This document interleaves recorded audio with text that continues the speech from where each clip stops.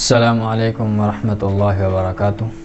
بسم اللہ الرحمن الرحیم، نحمدہ ونصلی ونسلم علی رسولہ الکریم۔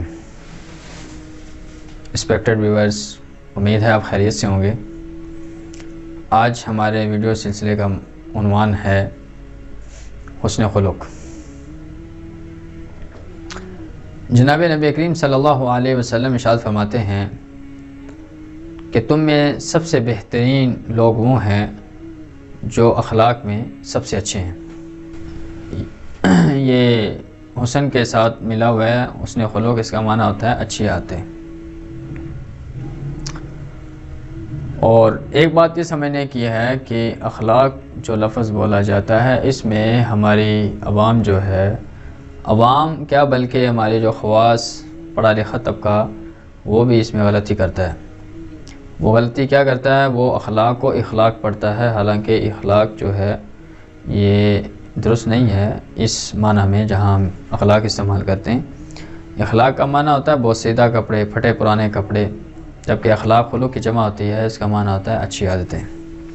تو اس نے اخلاق کا معنی ہوا اچھی عادتیں۔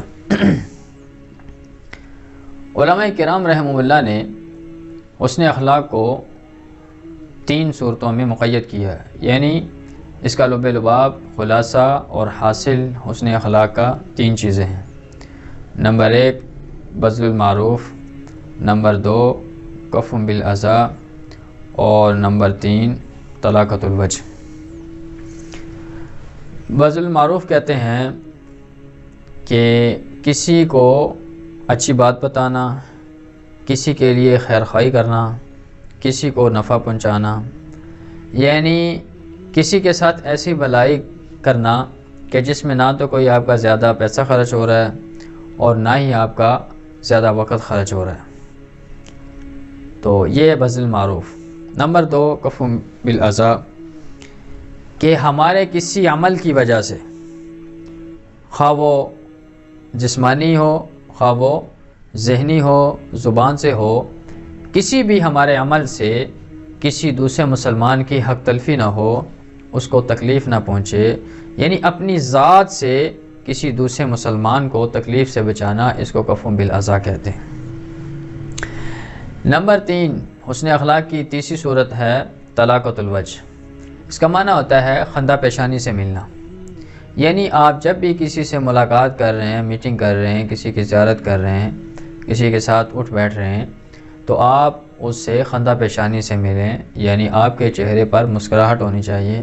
ایسا نہیں ہونا چاہیے کہ جب آپ کسی سے مل رہے ہیں تو آپ کے منہ پہ 12 بجے ہوئے ہوں اور اگلا بندہ آپ کو دیکھتے ہی ملتے پریشان ہو جائے کہ اس کو پتہ نہیں کیا مسئلہ ہو گیا، ٹھیک ہے؟ تو یہ اس کا میں نے مختصر سا تعارف کرایا ہے حسن اخلاق کا، جس کو علماء کرام نے 3 صورتوں میں بند کیا ہے۔ اب ہم آتے ہیں اس کی تھوڑی سی وضاحت کی طرف۔ بذل المعروف کی مختصر سی وضاحت میں نے کی ہے کہ کسی کے لیے نیکی کرنا، کسی کو کوئی فائدہ پہنچانا، کسی کو کوئی بھلائی پہنچانا، کسی کے لیے خیر خواہی کرنا، اس کو بذل المعروف کہتے ہیں۔ اس کی چند صورتوں کا تذکرہ میں آپ کے سامنے کروں گا کہ جس سے میں بھی، آپ بھی اور ہماری پوری سوسائٹی اس پہ عمل کر کے اپنے گھر کو، معاشرے کو، دفتر کو، ادارے کو جہاں ہم کام کر رہے ہیں اس کو ایک اچھا ادارہ یا ایک اچھا گھر بنا سکتے ہیں۔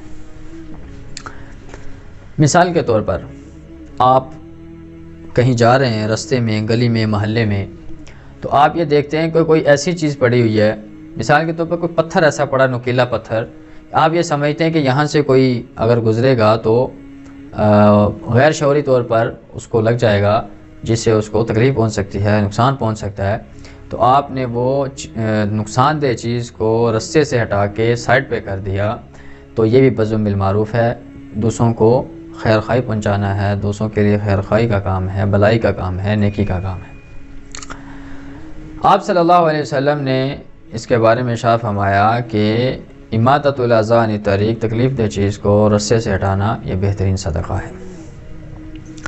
اس کے بعد اس کی دوسری صورت کہ آپ کسی جگہ پہ تشریف رکھتے ہیں، آپ کسی آفس میں بیٹھے ہوئے ہیں، آپ کسی عہدے پہ ہیں، یا آپ ویسے بیٹھے ہوئے ہیں، کوئی شخص آپ سے ملاقات کرنے کے لیے آتا ہے، تو علماء نے یہ لکھا ہے کہ وہ جو شخص پہلے سے بیٹھا ہوا ہے اس کو چاہیے کہ تھوڑا سا اپنی جگہ سے سر رکھ کے سائڈ پہ ہو جائے، تاکہ آنے والا بندہ یہ محسوس کرے کہ میرے آنے کا اس کو پتہ چلا ہے، میرے آنے کی وجہ سے اس کو خوشی ہوئی ہے، تو اس احساس کی وجہ سے وہ بندہ آپ کی وجہ سے کیا ہو جائے گا، راضی ہو جائے گا، خوش ہو جائے گا۔